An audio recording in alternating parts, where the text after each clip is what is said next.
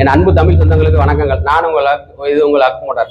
இன்னைக்கு நம்ம பார்க்க போகிற டாபிக் என்னன்னு பார்த்தீங்கன்னா, நிறைய பேர் எலக்ட்ரிக் பைக் வாங்கலாமா வேணாமா அப்படின்னு நம்மகிட்ட கேட்குறாங்க.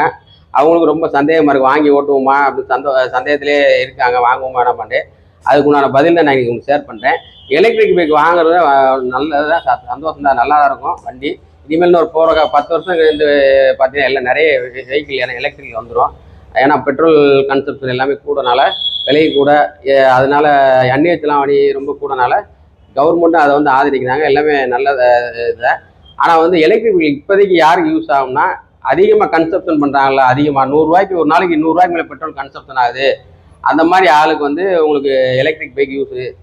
ஏன்னா 3000 வந்துடுது, வருஷத்துக்கு 36 ரூபா மிச்சமாகுது பெட்ரோல். அதில் 6000 தான் எலக்ட்ரிக் சார்ஜ் வரும். மிச்சம் 30,000 வருஷத்துக்கு மிச்சம். ஒரு 3 வருஷம் பேட்டரி நல்லா இருந்தாலும் மாற்றி 90 ரூபா வந்துடுது. உங்களுக்கு வண்டி லாபம் தான். பேட்டரி ஏன்னா அதுக்கு பேட்டரி காசு 35 ரூபா கிட்ட வந்துடும். 30 ரூபா 35 ரூபா வந்துடுது. காருக்குன்னா அதுக்கு 4 லட்சம் 3 லட்சம் இந்த மாதிரி வந்துடுது. அப்போ எலக்ட்ரிக் பைக்கு வாங்குறவங்களுக்கு கொஞ்சம் வீட்டில இருந்து ஆஃபீஸுக்கு போயிட்டு ஆஃபீஸ்லேருந்து வீட்டுக்கு போகிறாங்களா, நிப்பாட்டி போட்டுறாங்களா, அவங்களுக்கு உங்களுக்கு வேஸ்ட் ஆயிரும். அந்த எப்படி யூஸ் பண்ணாலுமே அந்த வருஷம் தான் கணக்கு பேட்டரி.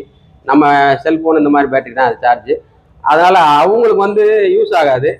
இந்த மாதிரி ரெகுலராக அதிகமாக கன்சல்ட் பண்ணுறது தான் யூஸ் ஆகும். அதனால் உங்களோட ஐடியா பொறுத்து இது பண்ணி வாங்கிங்க. எந்த வண்டி உங்களுக்கு சூட்டபிள் ஆகும்னு பார்த்து அந்த வண்டியை வாங்கிங்க. பெட்ரோல் மற்றவங்களுக்கு பெட்ரோல் வண்டி தான் கரெக்டாக இருக்கும். ரொம்ப கம்மியாக யூஸ் பண்ணுறாங்களா அவங்களுக்கு பெட்ரோல் வண்டி தான் கரெக்டாக வரும்.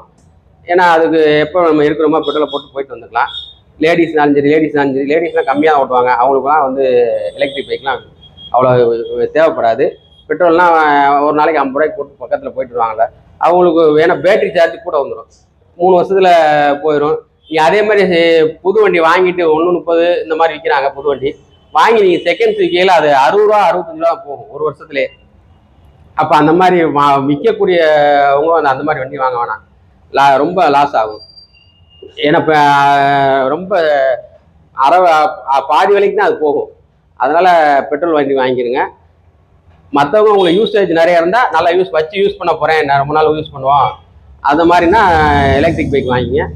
10 வருஷத்துலேருந்து வரையில் நல்லா எல்லாம் நல்லா டெவலப் பண்ணி வரையில் நம்ம வாங்கிக்கலாம் எல்லாருமே. Okay, thank you. சேனலை முத பார்க்குறவங்க சப்ஸ்கிரைப் பண்ணிவிட்டு வீடியோ லைக் பண்ணிவிட்டு பாருங்கள்.